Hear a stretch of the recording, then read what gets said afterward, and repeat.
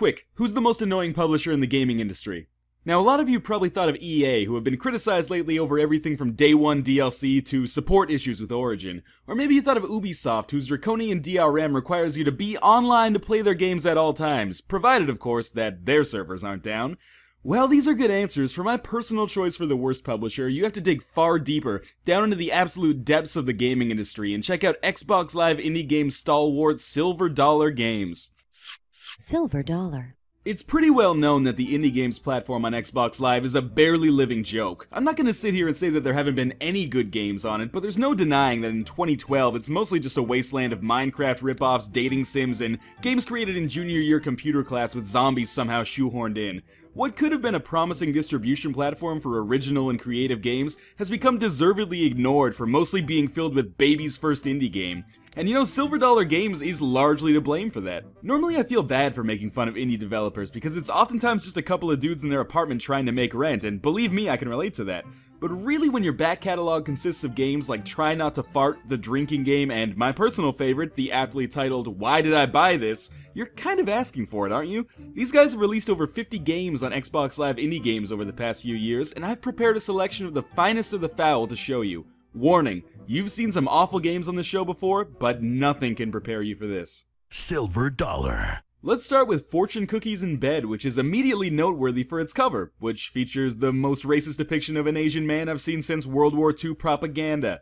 Well, at least something about it is remarkable, because the rest of the game consists of pressing random combinations of face buttons to, and I'm using big air quotes here, unlock a fortune, like, your life will be happy and peaceful. Then you can use the analog stick to add one of 4 punchlines to the bottom. For example, your life will be happy and peaceful when farting.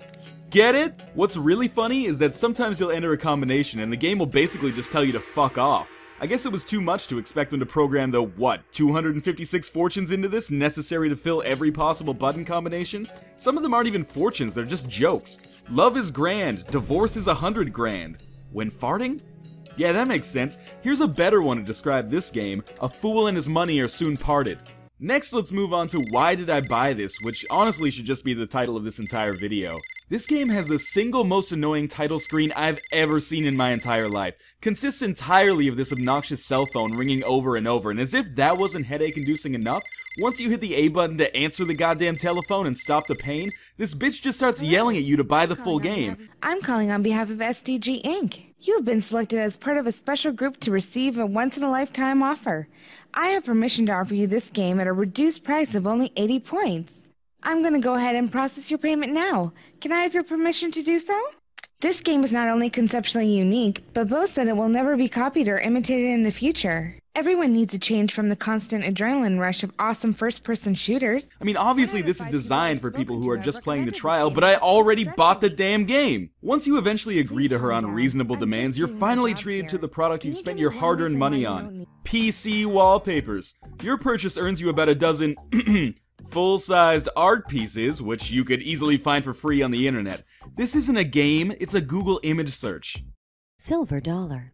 Next up we have No Luca No, which is, for better or worse, probably Silver Dollar's most infamous game. You play the part of an all-American everyman who's just trying to finish his breakfast before another soul-crushing 12-hour shift to the cardboard box factory. Unfortunately, his cat's been abducted by aliens and reprogrammed to seek out cornflakes at all costs to fuel their inevitable invasion of Earth. At least, that's the backstory I made up in my head as I spent half an hour repeatedly batting the right analog stick to keep this cat from eating my damn cereal. But you do have to give this game a little credit though. I mean, unlike the last two, at least it's actually, you know, a game with some real interactivity. Plus it features some really inspired voice work. Please, Luca. Luca, stop. God, Luca, please stop. On top of that, it's even got local leaderboards. I mean, are you sure you can offer all this value for a measly $1? Next, we move into the section of the Silver Dollar catalog called Girls, and if you think that's a stupid name, well, you can take it up with them because I lifted it directly from their website. These aren't games for girls, no, that would obviously be silly. These are games with girls in them, mostly as loosely veiled masturbatory aids for prepubescents and those who haven't figured out that you can find girls more attractive than this totally naked on the internet for free. The first one is Toadman's Bizarre Adventures, and yeah, the title pretty much sums it up. Just listen to the story. You will play the role of Toadman, who's trying to win the affection of the beautiful princess.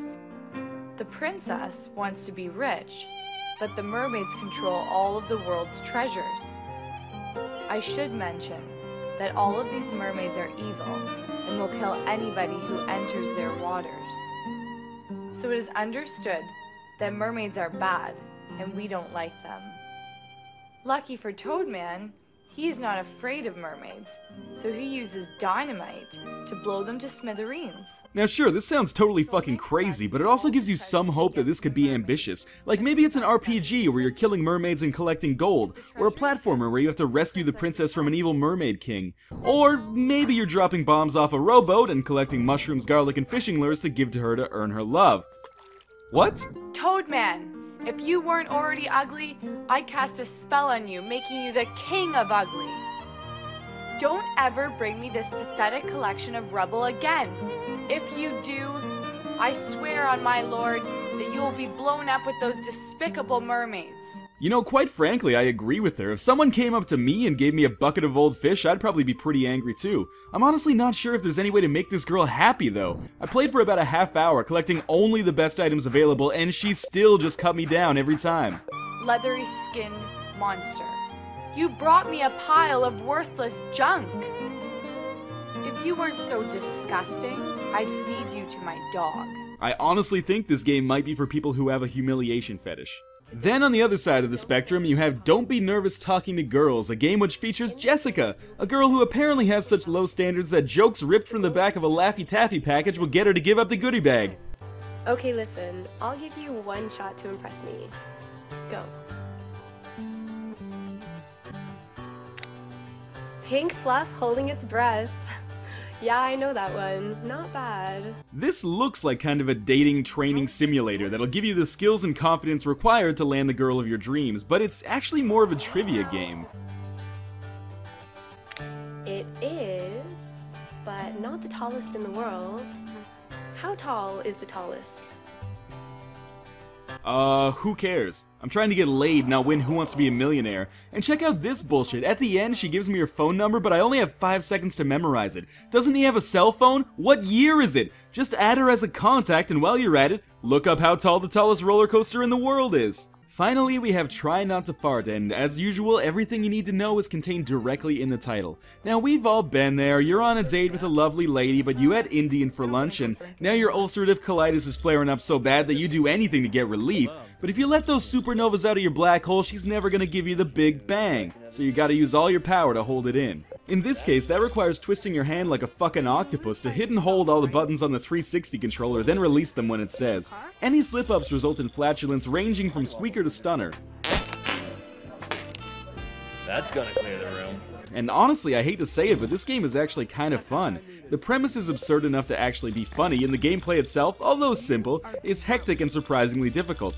In fact, I would go so far as to say this game is actually worth buying, I mean, for $1 at least. And that just about does it for my roundup, although honestly, I've barely even scratched the surface of the stuff these guys have put out. I didn't even talk about Who's Your Daddy, the game where you try to guess who's the father of this trailer trash horror's doomed infant, or Cassie's Animal Sounds, where, well, you can see for yourself.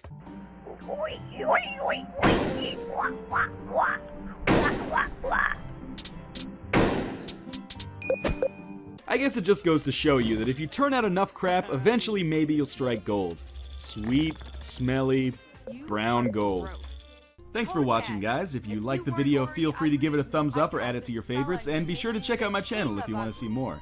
As always, thanks for watching, and I'll see you next week with another shitty game.